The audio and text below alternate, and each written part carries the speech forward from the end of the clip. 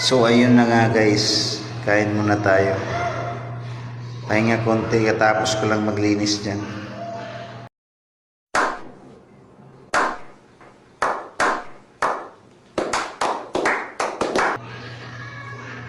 Kain tayo guys.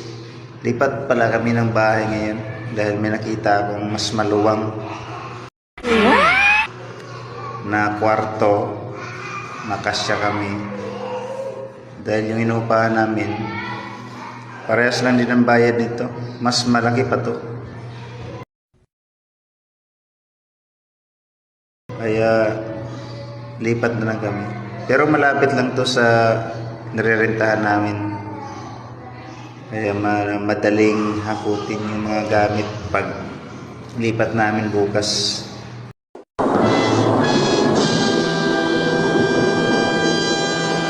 Naghahanda lang kami para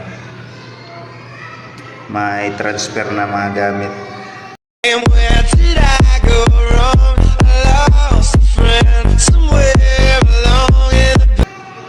Dahan-dahan. In April na ngayon, oh. April 16. Kain muna tayo. 2 hours later.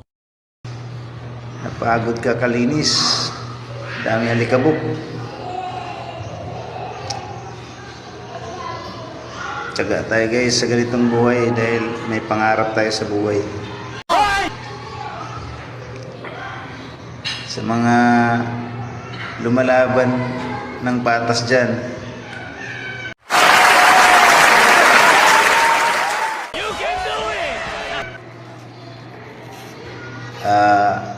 proud po ako sa inyo dahil hindi kayo gumagawa ng masama sa kapwa nyo.